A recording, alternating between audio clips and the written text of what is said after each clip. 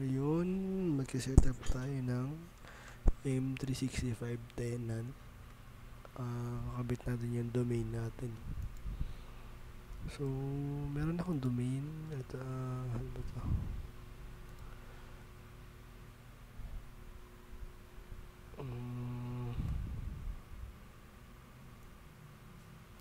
Yung domain ko arts.online.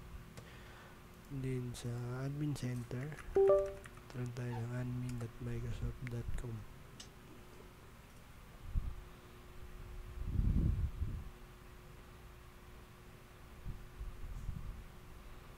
So, pag punta tayo ng domain, settings, domains. So, yung default palang .microsoft.com yun nandito. So, ikakabit natin yung domain natin.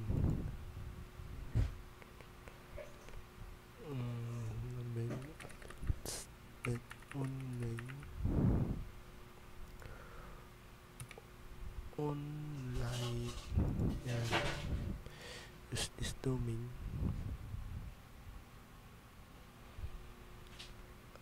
Pwedeng automatic, lalagin ka lang sa kung ano man yung DNS provider mo, or pwedeng manual. Yung manual tayo. Ay, nagato yung sa naman. Automatic. Cancel natin. Ano ba? Paano ba mag-manual? More option. Ayun. I-copy mo na yung text DX record.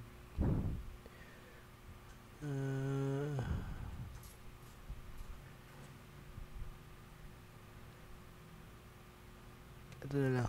Ayan. Text record. Manual mo itong gagawin. So, copy mo lang tong mga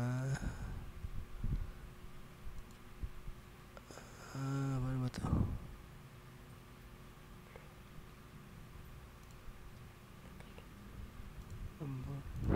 Nag-tutorial pa ako yun. Basta yan.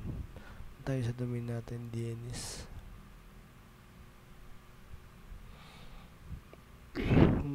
Iba't different DNS provider, iba-iba yung UI nila. Pero add record tayo. Type. Sabi dito. txt.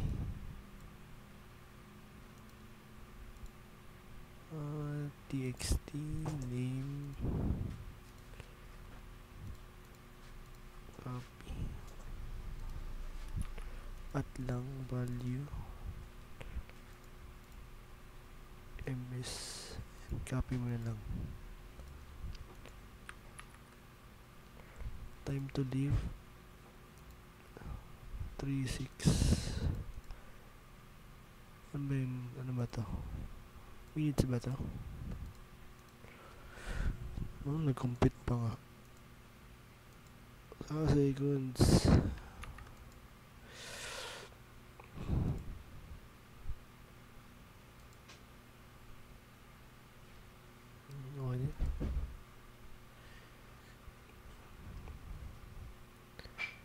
Yun.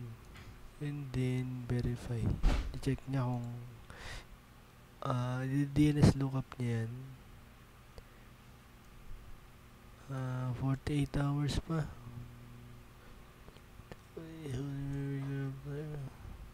Propagate pa eh. Verify ulit natin.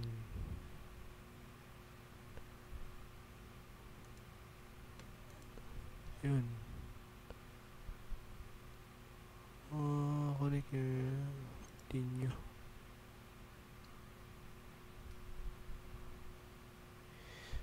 Pwede nyo i-add yung exchange.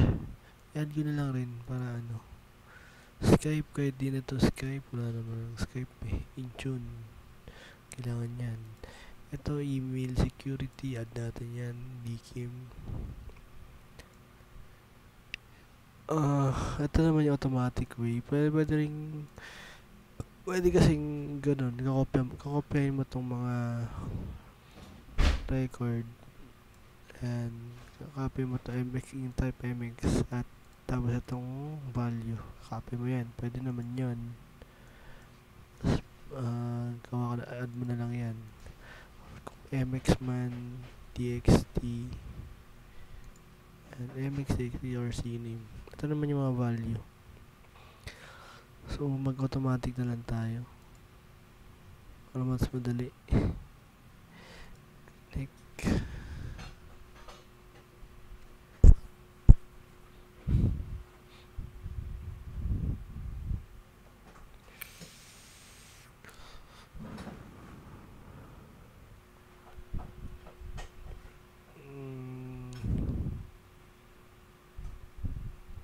yes. Ayan, so ito na yung default. So lahat ng bagong i-create mong users dito sa M365 tenant magiging yung default domain. Kung may previous users tayo, tignan nyo sa username, so yung previous pa nating domain sila. Ayan. So, .microsoft pa siya. So, para mapalitan natin siya ng bagong domain, select natin lahat. Hindi, sa domains pala yun. Punta tayo ng kung anong domain man yun. Yung previous domain natin, users. So, lahat ng users na gumagamit ng .microsoft.com. Select mo sila lahat, change domain, then select natin yung domain talaga natin, save. So ayun, automatic yun ang papalitan lahat ng UPN ng mga naka.onmicrosoft.com pa.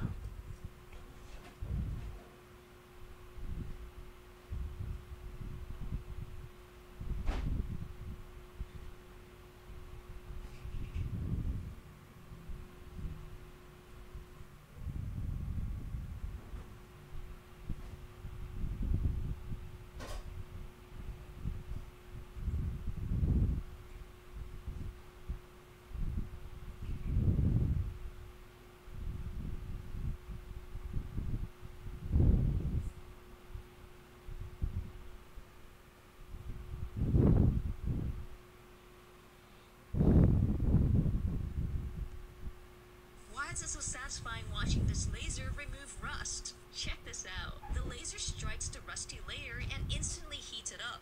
The rust expands and literally pops off the surface. See the smoke coming off?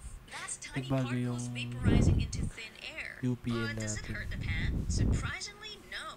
Rust is iron oxide, so it tends to soak up most of the laser's energy, but the metal underneath, it's mostly reflective, so most of the laser's energy bounces off, leaving the metal untouched. Pinalitan natin ng Altsat Online. Ito na gamitin natin na pang-login. Password ko. Wait lang.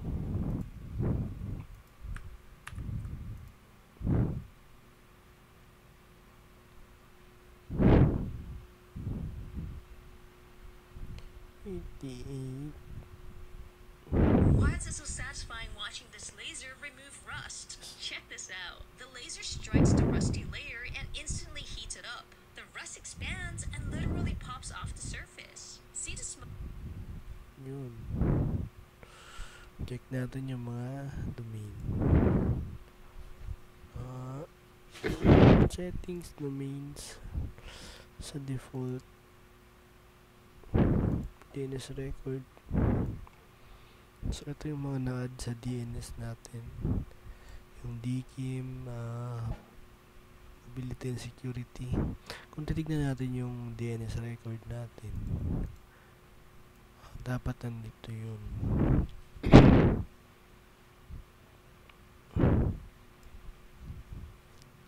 T-mark.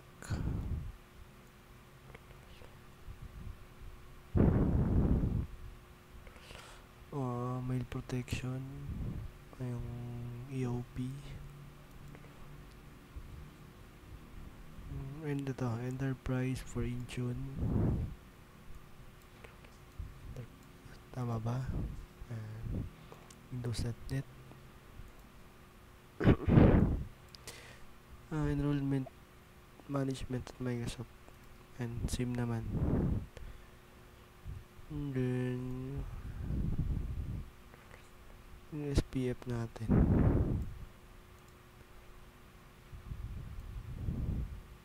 and SPF, outlook.com, EOP, ano ba? And Microsoft Exchange, ito yung MX Record, SPF, Auto-Discover.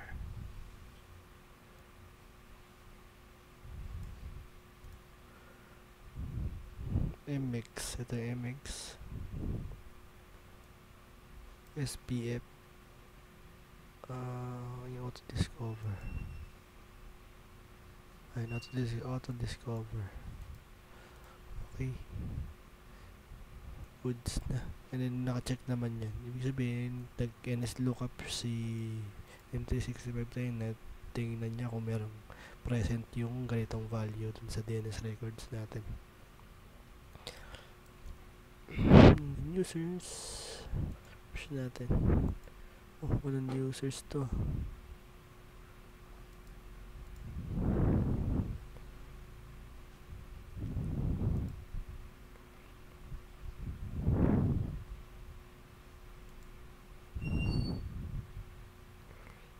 Ginawala.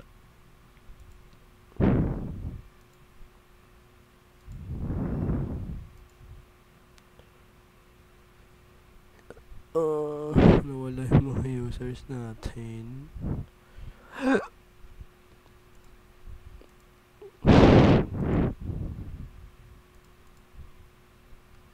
Gaga ka. Nawala. Kawawa.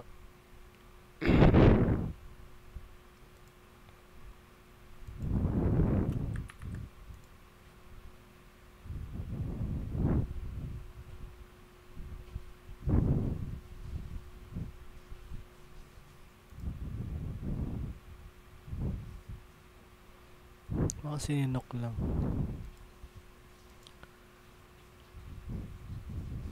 Yun. Bahan ako ah. Finance.online. Yung mga UPN nila. Ayan. Ayan na. Next naman, mag-i-entra. Connect tayo. I-sync natin yung on-premise ID natin sa M365 tenant. Okay? Thank you.